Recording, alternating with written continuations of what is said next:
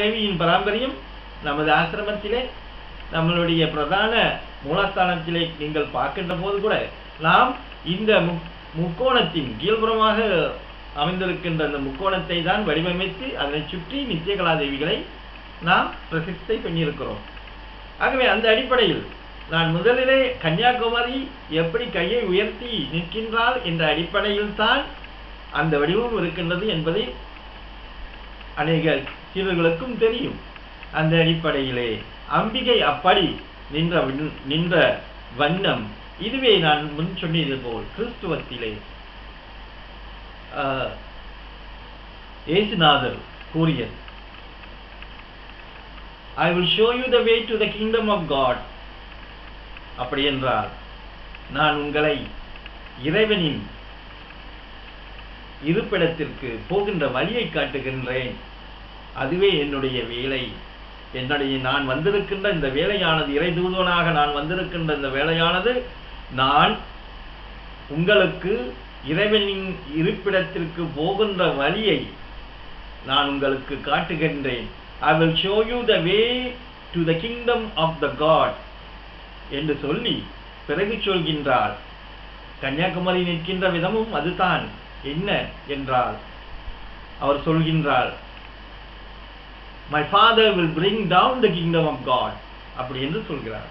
அப்படி என்றால் இறைவன், அதாவது இந்த உலகம் காத்து கொண்டிருக்கின்ற இந்த மகா புருஷன் வருகின்ற போது அந்த பிரபஞ்ச, அந்த சாஸ்திரத்திற்கு இணையான அந்த அற்புதமான உலகமெல்லாம் உயிர்கின்ற வண்ணம் அவைகள் நடக்கும் என்றும் அவர் கூறியிருக்கிறார். அந்த வடிவிலே தான் இதுவும் இருக்கிறது என்பது நமது கருத்து. ஆகவே இங்கே கன்னியாகுமரியும் அங்கே இயேசுநாதரும் நாம் கருத்துக்களை பார்க்கின்ற போது ஏறக்குறைய ஒன்றாகத்தான் இருக்கிறது. ஏனென்றால் கன்னியாகுமரியின் விரதம் என்ன என்றால், தன் நாதன் வருகின்றவதை, தன் நாதன் வந்தால் என்ன நடக்கும், 3 இந்த பெரிய சாம்ராஜ்யங்களும் மீண்டும் தலை தூக்கும் என்பதே அநேக சமயங்களிலும் அனைத்து மற்ற மதங்களிலும் நம்பிக்கையும் இதுவாகத்தான் இருக்கின்றது என்பதை நாம் அறிவோம்.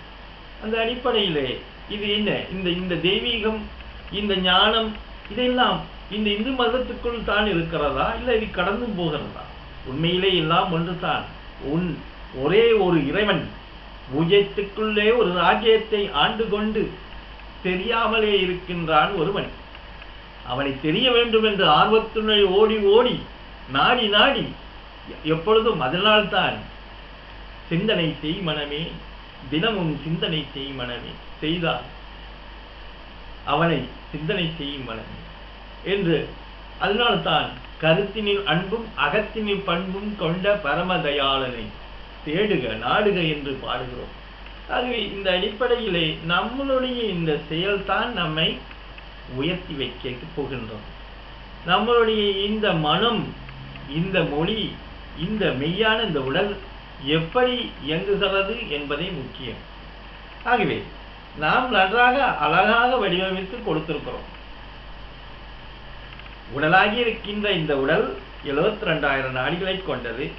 அதை நீங்கள் முழுமையாக அறிய வேண்டுமென்றால் லெமூரியா இறைவனின் சித்தாந்தத்தை, அன்புமயமான ஆண்டவனின் அந்த உடலை நாம் பெறுவதற்கு முயற்சி செய்ய வேண்டும்.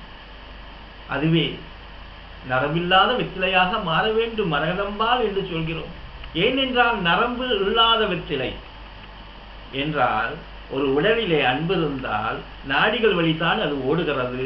இந்த நாடிகள் வழி 72,000 நாடிகளிலும் இது ஓடுகின்ற போது அப்பொழுது அன்பு, ஆனந்தம் இவைகள் இந்த உடலுக்கு கொடுக்கப்படுகின்றன.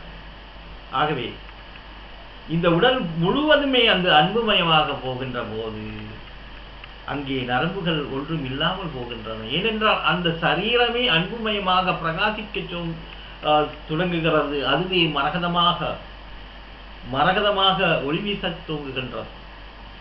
அதற்கு ஆதாரம், அதற்குடைய தேவை என்ன என்றால், வெறும் கற்றவருக்கும் கல்லாதவருக்கும் கழிப்பதையும் கழியே என்று நாம் சொல்கின்ற போது அந்த அன்பு இருந்தால் கண்ணப்பன் நாயனாரை போல் காதலாகி கசிந்து கண்ணீர் மல்கி என்று இது ஆணுக்கும் பெண்ணுக்கும் உள்ளதுதான் காதலா? அந்த ஆண் ஆகிய கண்ணப்பன் நாயர் இறைவன் மேல் இருந்த அந்த சிவன் மேல் இருந்த அந்த அன்பிற்கு என்ன அர்த்தம்? தன்னுடைய நாடுகள் அனைத்திலும் அந்த சிவனினே, அந்த மூச்சு காற்றிலே அந்த நாதனை நாடியதினால் தானே அவருக்கு அந்த விமோசனம் கிடைத்தது. ஆகவே யாருடன் இருக்கிறோம், எந்த அளவில் இருக்கிறோம்? தாளம்பூவுக்கு நமது சிவராத்திரியிலே நடந்த கதையும் உங்களுக்கு தெரியும். ஆகவே இறைவனோடு இருக்கிறோம் என்று இருந்தால் மட்டும் விருமாப்பு இருந்தால் ஒன்றுமாகாது. அந்த இறைவனார் எப்படி இருக்கிறான், அந்த இறைவன் எந்த வகையிலே இருக்கிறான், உயிர்களுக்கெல்லாம் என்ன வகையிலே அவன் தயவு செய்கிறான் என்பதை அறிந்து கொண்டால்தான் நமக்கும் அதன் அடிப்படை சாரங்கள் வந்து சேரும். அந்த அடிப்படையில் இன்னொரு விளக்கம் சொல்ல போகின்ற போது இதெல்லாம் நாடி தத்துவத்திலே இருக்கிறது. நாடி தத்துவம் மீதால் நரம்பில்லாத வெற்றிலையாக மாறுகிறது. இந்த நாடி தத்துவத்தை முழுமையாக அறிந்து கொள்ள வேண்டும் என்றால் மிகவும் எளிமையான ஒன்று வேண்டும் மனிதனுக்கு, அதுவே அன்பு. அன்பே சிவம் என்பார் என்றார். ஆகவே இந்த அன்பு இருந்தால் போதும். அவர் படித்தவரா? உபநிடங்களும் சாஸ்திரங்களும் வேதங்களும் படித்தவரா? கண்ணப்பன் நாயனார். ஆகவே இந்த அன்பு இருந்தால் அந்நிலைகளுக்கு தானாகவே மனிதன் உயர்த்தப்படுகின்றான் இறைவனுடைய கருணையினாலே என்பதை நாம் அறிந்து கொள்ள வேண்டும். ஆக இந்த இந்த இந்த அடிப்படையில் தான் நாடி தத்துவத்தின் முக்கிய நோக்கமே உங்களுடைய மேனி என்பது மேனி தத்துவம் அடுத்து வருகிறது. ஆகவே நாடி தத்துவத்தையே இன்னும் கடக்கவில்லை. நாடி தத்துவத்திலே சிறிது கூட நாம் இன்னும் முன்னேறவில்லை என்பதை உண்மை. ஆகவே இந்த நாடி தத்துவம் தான் இந்த நரம்பில்லாத வெத்தலையாக இருக்கிறது. நான் முன்னு சொன்னதை போல் அதன் பிறகு கணு இல்லாத கரும்பாக இந்த மெயின் தத்துவம் இருக்கிறது. அதன் பிறகு 3 கண் இல்லாத தேங்காயாக ஜீவ தத்துவம் இருக்கிறது. நான் சொல்லியது போல் இந்த நாடி தத்துவத்திற்கு தத்தாத்திரேயரும், மேனி தத்துவத்திற்கு காலபைரவரும், ஜீவ தத்துவத்திற்கு சாட்சாத் தட்சிணாமூர்த்தியும் பிரதான ஆசானாக ஆவார்கள் என்பதே உண்மை.